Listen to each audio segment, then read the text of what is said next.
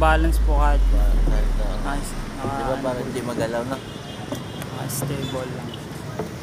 Walang plus, wala yung ano, ilaw. Bakit nakabitan ng ilaw yan?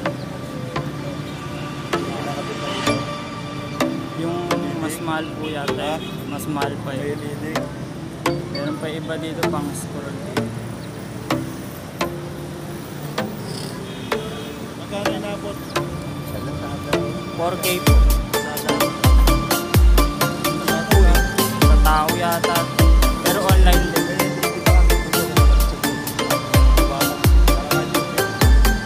Meron din po iba dito. Nandito na yung pang zoom. Ito kasi wala.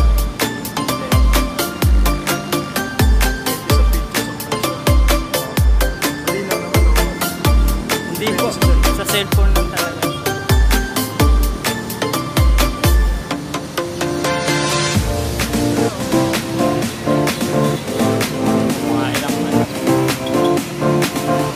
Bagyo, babagyo yan.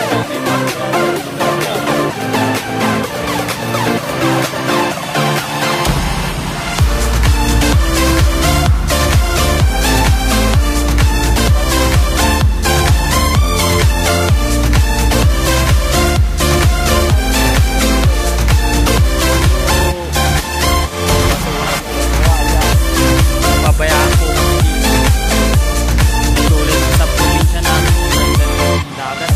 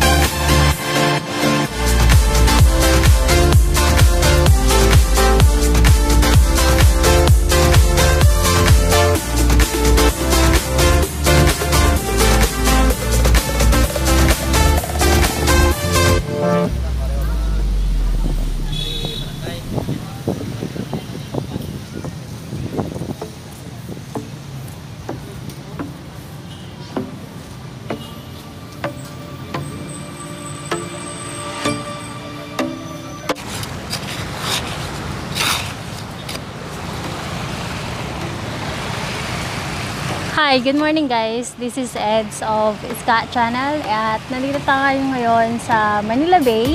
So Tuesday ngayon, available na siya for volunteers na hindi pwede during Saturday. So during within the week, so Monday to, hindi ko lang alam kung available tuwing Sunday. So Monday to Friday plus Saturday. Take note, hindi ko alam kung Sunday, kung available siya during Sunday. So kung gusto nyo mag-volunteer at hindi kayo available ng Saturday, tapos may mga trabaho kayo, pwede na kayo pumunta from Monday to Friday. So wala masyadong tao dito. Kanina inabutan ko lang dito MMDA. Tapos sinabi ko naman last time na kailangan ko. Para kasi masyadong gogi pag pumunta ako ng Sabado, tapos Sabado, hindi, Friday from work, tapos kinabukasan, Sabado, wala sa trabaho, tapos diretso dito, tapos hanggang alas 11 dito, tapos pabalik na naman sa trabaho, masyadong nakakapagod, masakit sa katawan, tapos habang nag-work, bukod sa pagod na yung katawan mo, naantok-antok ka pa, so hindi productive yung araw mo. So pag nagkukuhay ka rito, may makakalkal ka pa ng mga basura, kung nga malinis na, pero madumi pa rin yan. Kasi may nakukuha pa kami. So, pangatlong araw ko na rito.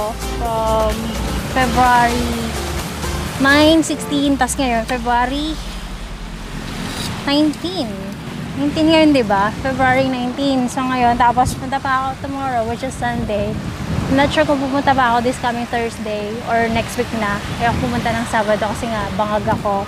So mas magandang ginagawa siya ng off, yung nagbo-volunteer ka ng ng community service during day off, para pag uwi mo diretso pahinga ka na, hindi yung may gagawin ka pang ibang bagay.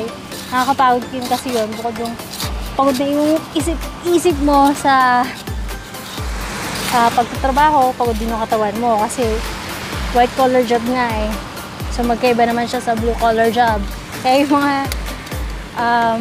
nagtatrabaho sa opisina, pag nag-volunteer sila ng mga heavy work, bugbog agad yung katawan. Pag nakita nyo naman, walang tao na talaga, as in wala. Kanina inabutan ko lang mga nagwawalis dito sa MMDA. Kasi na traffic. Hindi ko naman alam na pag gantong Martes,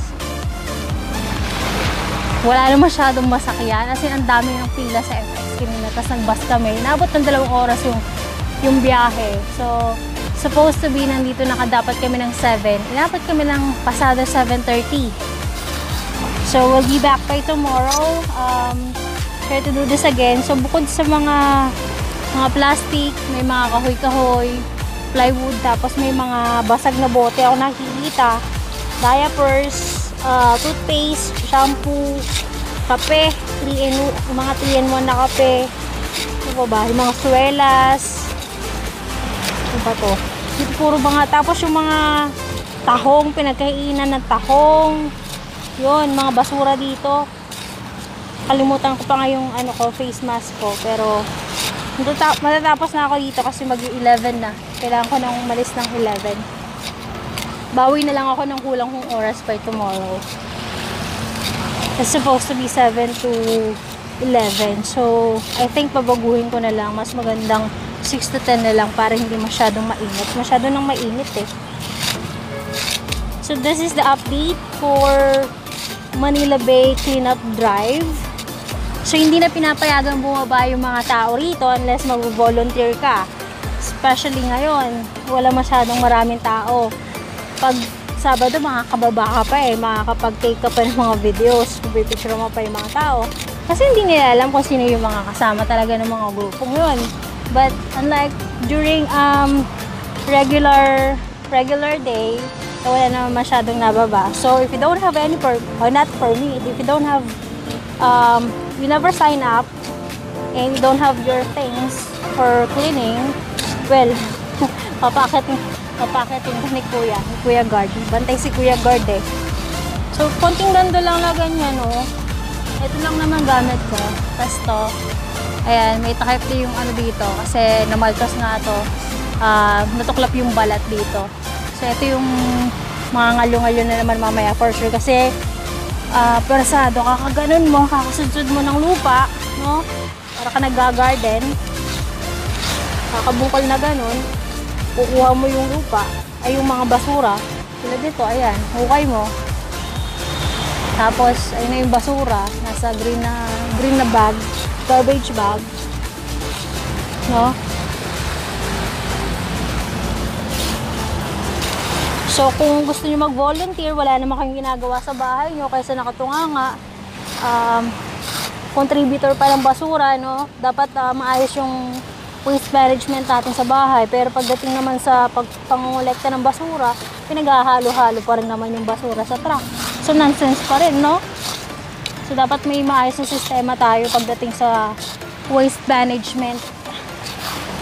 Para to, hindi nakakahiya. Kaya tayo ginagawang basurahan ng ibang bansa. Kasi ito, hindi natin maayos yung paligid natin. Puro kalat. Nakakahiya. Okay, medyo makapagod talaga. Mabubog na ano ko. Yung mga naglilinis dito tuwing Sabado, hindi ko alam ba't nila kinukuha yung mga kahoy. Eh, basura din naman yun. Kahit pa sabihin mo mabubulok yan. Imaginein mo, sa ibang dagat pa may makikita ka mga ganyan-ganyan. Hindi naman. Bato siya buhangin lang makikita mo, tsaka yung natural na shell, ha? Hindi tahong, ha? Hindi pinagkainan na tahong. Ayan. So, gonna upload this video and then I'll give you some updates next time, tomorrow, maybe some other week or next week. And thank you so much for watching again. At ito na ating community service. At ito, nagnig na naman tayo. Matalamsik-talamsikan na ako ng mga putik kanina. So mamaya mag-ano ako, manghilamos ako bago umuwi. May extra clothes naman ako. That's it. Thank you so much. Bye.